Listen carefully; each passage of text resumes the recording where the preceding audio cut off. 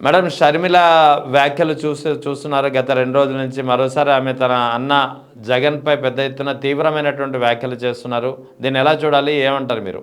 Sir ఆవిడంటం కాదు sir, ఇలాంటి అన్న ఉండకూడదు అని.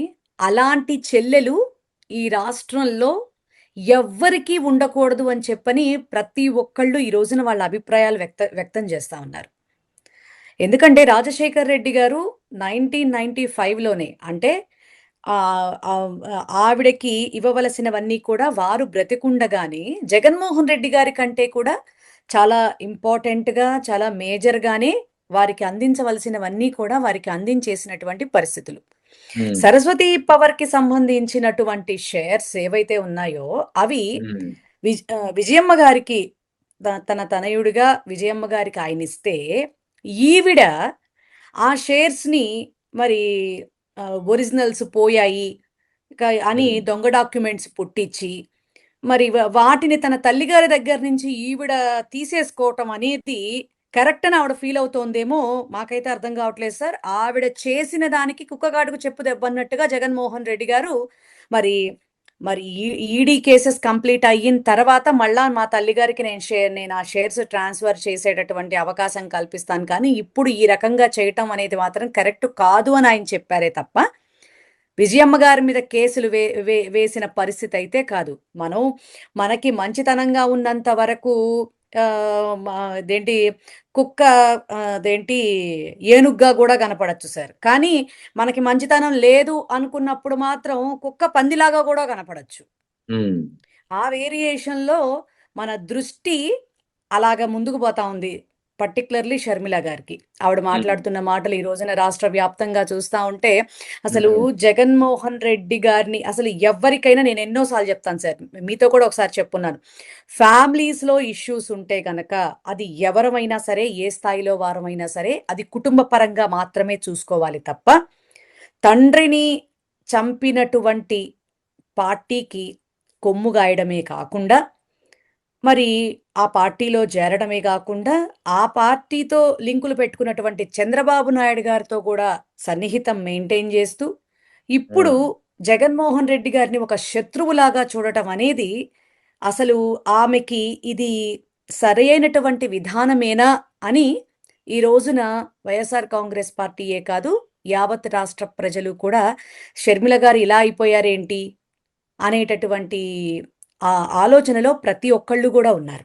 ఎంత అదొక్కటే కాదు. దారుణం కాకపోతే సార్ హ్మ్. చెప్పండి.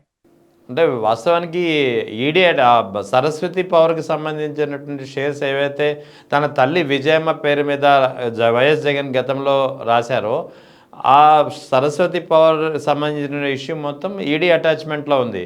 అంటే ఈడీ అటాచ్‌మెంట్‌లో ఉన్నప్పుడు తల్లి పేరు మీద ఉన్నటువంటి అంటే ఎవరు దాన్ని ముట్టుకోవడానికి వీల్లేదు. అటు ఇటు కదల్చడానికి వీల్లేదు. లావాదేవీలు జరపడానికి వీల్లేదు.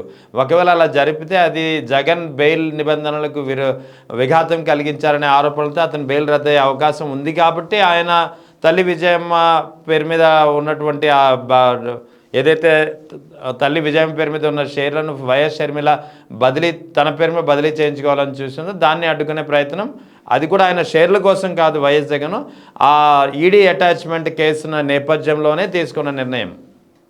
మరి అంతే కదా సార్ మరి. ఇప్పుడు కోర్టు ఒక్కసారి బెయిల్ కండిషన్స్ ఎలా ఉంటాయో మనకి తెలుసు. ఆయన తెచ్చుకుంది కూడా మెరిట్ బెయిల్. నాకు ఒంటికి రోగాలున్నాయనో, లేకపోతే హ్మ్. నా వల్ల గాదనో ఈ ఈ రకమైనటువంటి చచ్చు పొచ్చు విధానాలుతో అప్లై చేసి ఆయన బెయిల్ తెచ్చుకోలేదు. మెరిట్ బెయిల్ తెచ్చుకున్నారు. ఆ మెరిట్ బెయిల్ తెచ్చుకున్నప్పుడు మీరు గమనిస్తే మరి ఏమేమి అఫిడవిట్‌లో వాళ్ళు ఫైల్ చేస్తారో అవన్నీ కూడా యాజ్ ఇట్ ఈస్‌గా అలాగే ఉండాలి గదా! అవును. వాస్తవమా కాదా? వాటిల్లో ఏదన్నా తేడా వస్తే, మరి జగన్మోహన్ రెడ్డి గారికి అనవసరంగా ఆయన మీద నింద పడే అవకాశం ఉంటుంది గదా! నిజంగా ఆయన డబ్బుల కోసం కక్కుర్తి పడేవాడైతే, ఇప్పుడు నీకు మేజర్ షేర్స్ రాసినా కూడా రాజశేఖర్ రెడ్డి గారు ఆస్తిలో, మరి ఆయనెందుకు మాట్లాడకుండా ఉన్నారు? ఒక్కగానొక్క చెల్లివనే గదా! ఇప్పుడు మనిషికి ఆశ అనేది ఉండొచ్చు గానీ సార్, అత్యాస అనేది ఉండకూడదు.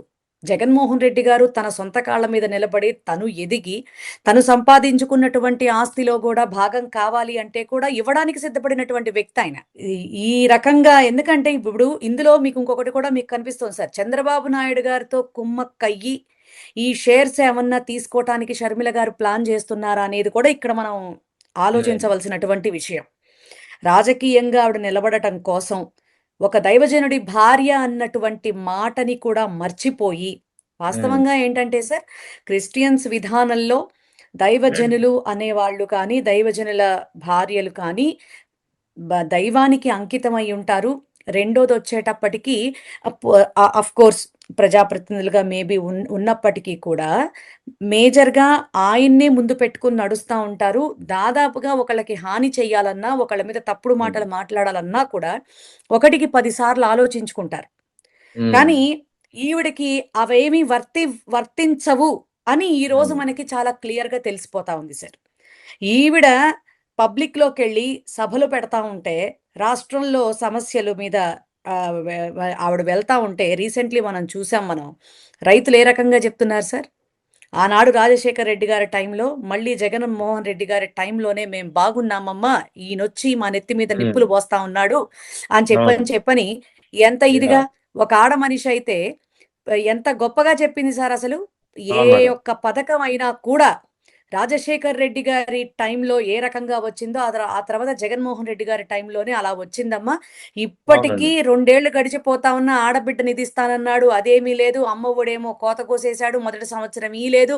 అసలు నిజంగా ప్రజలు ఎంత బాగా నవరత్నాల గురించి ఎక్స్ప్లెయిన్ చేస్తున్నారంటే, నోట మాట రాలేదు షర్మిల గారికి. చంద్రబాబు నాయుడు గారిని వేలెత్తి చూపించాల్సినటువంటి మనిషి అసలు ప్రతిపక్షం ఏం చేస్తోంది అని మాట్లాడటం అనేది నిజంగా చాలా నవ్వొస్తున్నటువంటి విషయం సార్. ఎగ్జాక్ట్లీ.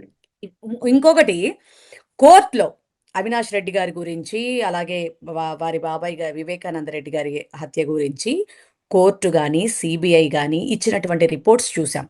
అవినాష్ రెడ్డి గారికి కానీ, భారతమ్మ గారికి కానీ, జగన్ గారికి కానీ అసలు లేవు అని చెప్పింది. అవసరం కూడా లేదు. ఇందులో కొత్తగా ఎవరిని ప్రవేశపెట్టవలసినటువంటి పని లేదు, వాళ్ళ ఇన్వాల్వ్మెంట్ లేదు అని. ఇప్పుడు మన స్టేట్ వాళ్ళు ఏదో చెప్పారంటే జగన్మోహన్ రెడ్డి గారు మ్యానిపులేట్ చేశారని మీరు అనొచ్చు. సిబిఐ వాళ్ళని ఏ రకంగా చెప్పండి? ఆవిడ ఏ ఉద్దేశంతో ఆ రకంగా మాట్లాడుతోంది? చంద్రబాబు నాయుడు గారు వాళ్ళంటే అబద్ధాలతోనే నిండిపోయినటువంటి మనిషి, అబద్ధాలతో నిండిపోయినటువంటి పార్టీ కాబట్టి ఉన్నవి లేనట్టు, లేనివి ఉన్నట్టు వాళ్ళ అధికారాన్ని కాపాడుకోవటం కోసం ప్రజల మీదకి జగన్మోహన్ రెడ్డి గారిని ఎట్లయినా విషం జిమ్ముతూ రుద్దేయడానికి ప్రయత్నం చేయటం వాళ్ళ నైజం. ఒక రక్తం పంచుకుని పుట్టినటువంటి బిడ్డగా, జగన్మోహన్ రెడ్డి గారి నైజం తెలిసినటువంటి చెల్లిగా డబ్బుల కోసం ఈ రకంగా, అసలు నేను ఒక్క మాట అడుగుతాను సార్. ఇప్పుడు ఈ వివేకానంద రెడ్డి గారిని హత్య చేసినటువంటి పర్సన్ ఉన్నాడు కదా సార్, ఆ పర్సన్ని ఇప్పటి వరకు కూడా ఎందుకు తీసుకెళ్లి విచారించడం లేదు, ఎందుకు అతనికి బెయిల్ మంజూరైంది అనేటటువంటి విషయం మీద సునీత గారు ఎందుకని ముందుకెళ్ళట్లేదు సార్? ఎందుకెళ్ళట్లా? నేనే చంపాను అని వాడు అంత దరిద్రంగా మీడియాల్లో మాట్లాడుతూ ఉంటే వాడి మీద సునీత గారు ఎందుకు కేసు అప్పీల్ చేయడం లేదు? ఒకప్పుడు వాడి పరిస్థితి ఏంటి, ఇప్పుడు వాడి పరిస్థితి ఏంటి? ఎక్కడి నుంచి వచ్చాయి వాడికి అవన్నీ? ఇంత దారుణంగా సిచ్యువేషన్స్ని తనకి ఒక సహాయం దొరికింది కదా అన్నట్టుగా సునీత గారిని పక్కన వేసుకొని షర్మిల గారు ఇంత దారుణంగా బిహేవ్ చేయటం అనేది ఆంధ్ర రాష్ట్రం అంతా కూడా ఉమ్మేస్తోంది అన్నటువంటి విషయం ఆవిడకి అర్థం కావట్లేదు సార్. నిజంగా రాజశేఖర్ రెడ్డి గారి బిడ్డగా రాజశేఖర్ రెడ్డి గారికి ద్రోహం చేసింది, జగన్మోహన్ రెడ్డి గారి చెల్లిగా జగన్మోహన్ రెడ్డి గారికి వెన్నుపోటు పొడుస్తోంది. ఇంత దారుణమైనటువంటి పరిస్థితులు మాత్రం సరైనటువంటి విధానం కాదు సార్. ఆవిడంటం కాదు కళంకం, చెల్లెలు అన్న పదానికే కళంకం షర్మిల. ఇది మాత్రం వాస్తవం. రైట్. ఇక అయితే వైఎస్ షర్మిల ఈ రకమైనటువంటి ధోరణికి కారణం ఏంటంటారు? అసలు ఏం జరుగుతుంది వెనకాల, తెర వెనక ఏం జరుగుతుంది అంటారు? విజయమ్మన తల్లి విజయమ్మను కూడా ఆమె ఒత్తిడికి తీసుకొస్తున్నారనే ఒక వార్తలు కూడా గట్టిగా వినిపిస్తున్నాయి.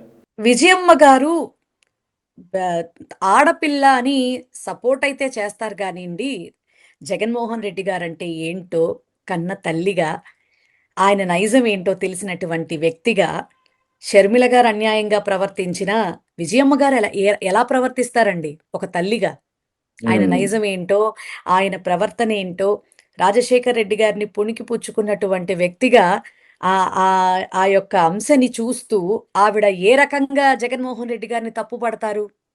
నిజంగా జగన్మోహన్ రెడ్డి గారు తప్పుబట్టే మనిషా? ఈ రాష్ట్ర ప్రజలే బాగుండాలని తన మీద కోడికత్తితో అటాక్ చేసినటువంటి మందనే క్షమాగుణంతో వదిలేసి, తన తండ్రి గారిని ఎవరైతే చంపారో తెలిసినప్పటికీ కూడా భగవంతుడే చూసుకుంటాడని క్షమాగుణంతో వదిలేసి, వచ్చిన అవకాశం ఏదైతే ఉందో ముఖ్యమంత్రి స్థానం రావడం అంటే మామూలు విషయం కాదు. ప్రజలందరూ నా మీద ఎంతో నమ్మకం పెట్టుకుని నాకు ఆ స్థానం ఇచ్చారు అని చెప్పని 5 ఏళ్లలో ఎక్కడా కూడా కక్ష రాజకీయాలకి చోటనేది లేకుండా ఇప్పుడు లాస్ట్‌లో 4 సంవత్సరాల తర్వాత లాస్ట్‌లో స్కిల్ డెవలప్‌మెంట్ స్కామ్ అనేది 2018లోనే అసలు అవును. వెలుగులోకొచ్చింది సార్.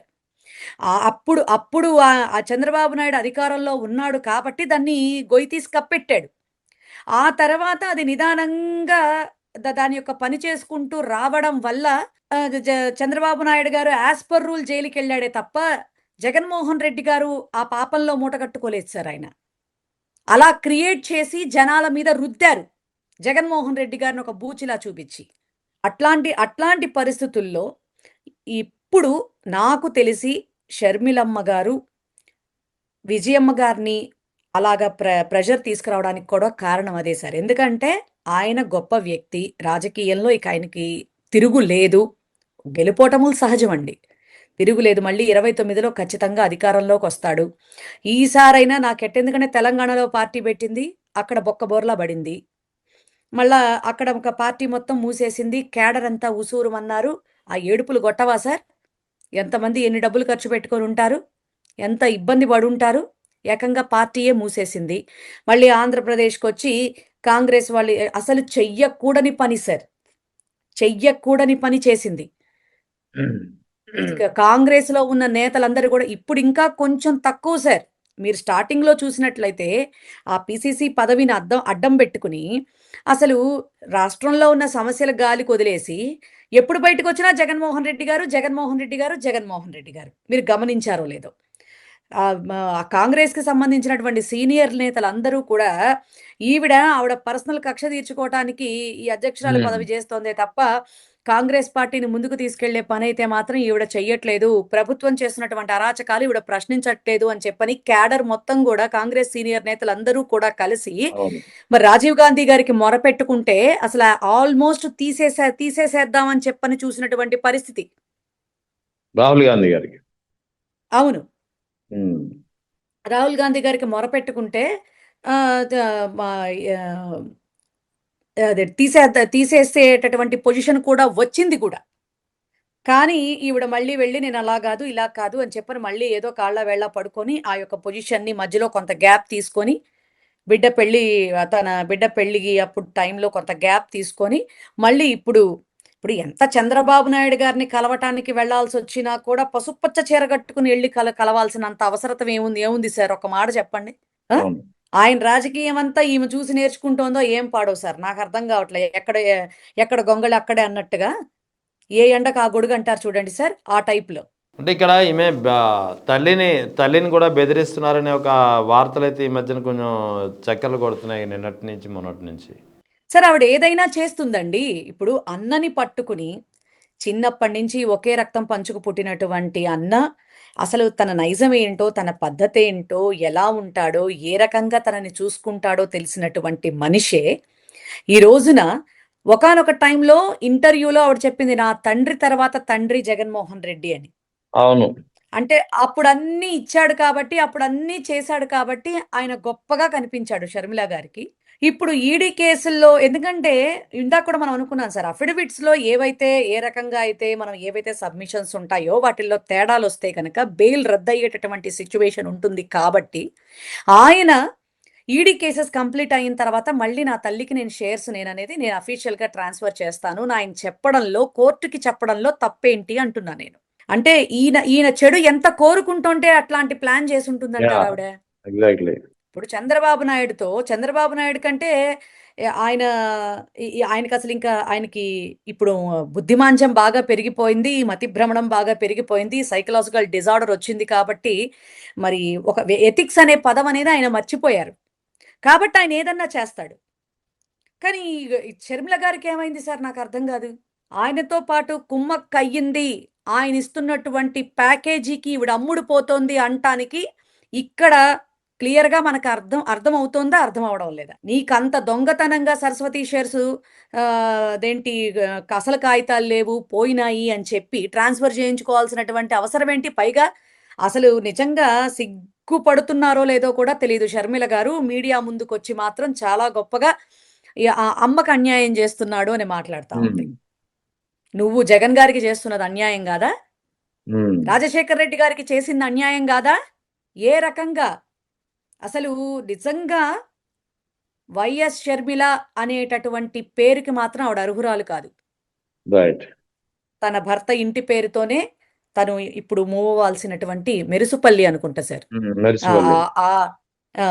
ఆ ఇంటి పేరుతోనే ఆమె నడవాలి తప్ప వైఎస్ షర్మిల అని పెట్టుకోటానికి ఇక ఆవిడ అర్హురాలైతే మాత్రం కాదు ఖచ్చితంగా.